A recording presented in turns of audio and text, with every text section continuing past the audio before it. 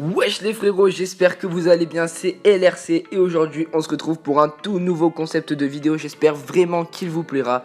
Donc voilà, comme vous le savez, on est à la Coupe du Monde et je voulais faire des petits débriefings d'après-match, des gros matchs, je vais pas vous cacher parce que si je vous fais des petites affiches, ce ne sera ni intéressant pour vous, ni intéressant pour moi.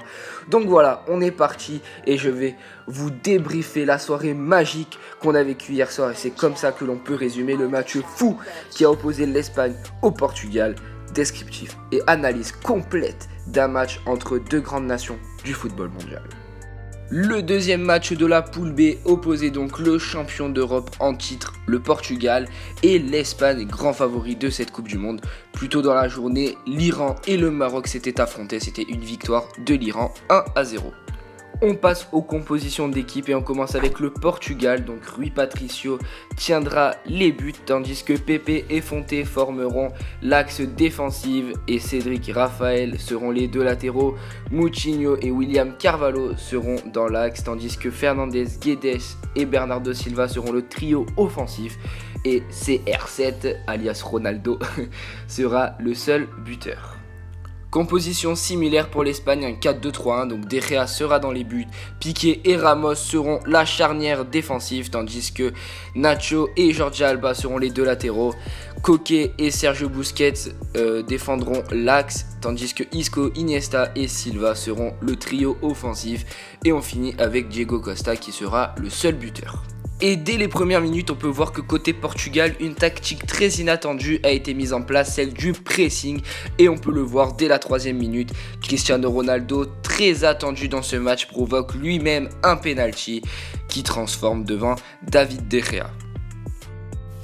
On pouvait s'attendre à un match fermé et c'est tout le contraire qu'il se passe. Il y a des occasions du côté portugais comme du côté espagnol, comme vous pouvez le voir. Des occasions, des contre-attaques, des corners, des coups francs, on comprend très vite que ce sera le match des grands soirs, vous savez de quoi je parle. Je parlais des contre-attaques, et en voici une côté espagnole, donc c'est Diego Costa qui va égaliser après une série de dribbles impressionnantes.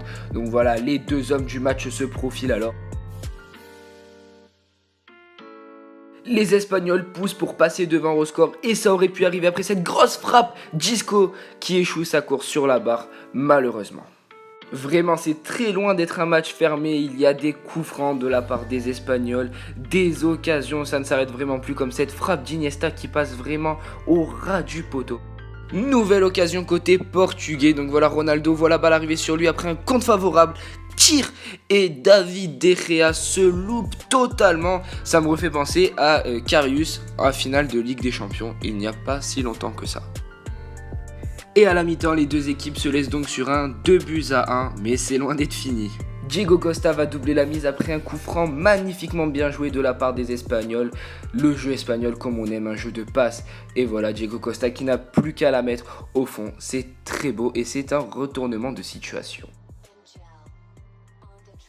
L'Espagne pousse pour passer devant au score. Pepe relance mal et cette frappe de Nacho Fernandez qui va réaliser une volée monumentale aux 25 mètres pour venir tromper Rui Patricio et mettre l'Espagne en tête. Quelle frappe du latéral droit espagnol, magnifique. Je vous ai pas tout mis, mais vraiment le Portugal pousse depuis presque une demi-heure pour revenir au score. Ils tentent, ils font que ça, tenter, et vous allez encore voir sur cette frappe de Quaresma malheureusement qui sera au-dessus. Mais c'est maintenant que tout se joue. 87e minute, coup franc obtenu encore une fois par Cristiano Ronaldo, poison des défenses et auteur d'un match quasi parfait jusque-là. Le quintuple ballon d'or s'élance. Et quelle magnifique frappe, il vient loger le ballon dans la lucarne de David De Gea, impuissant qui ne peut qu'observer l'imparable enroulé. Le Madrilène s'offre alors un incroyable triplé pour son premier match de Coupe du Monde.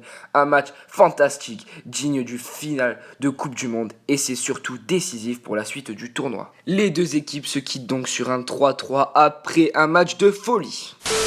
Donc voilà les frérots, on arrive à la fin de la vidéo, j'espère vraiment qu'elle vous aura plu, ce sera très rapide, il n'y aura pas beaucoup de montage à chaque fois, mais il faut aller vite pour les sortir ces débriefs, et si je peux les sortir, ce sera grâce à Tadam, un site internet qui m'a proposé, parce qu'en fait ils font des analyses d'après-match, donc voilà, ce qui correspondait parfaitement au projet, ils font un boulot magnifique, je vous conseille vraiment d'aller voir leur site internet, le lien sera dans la description.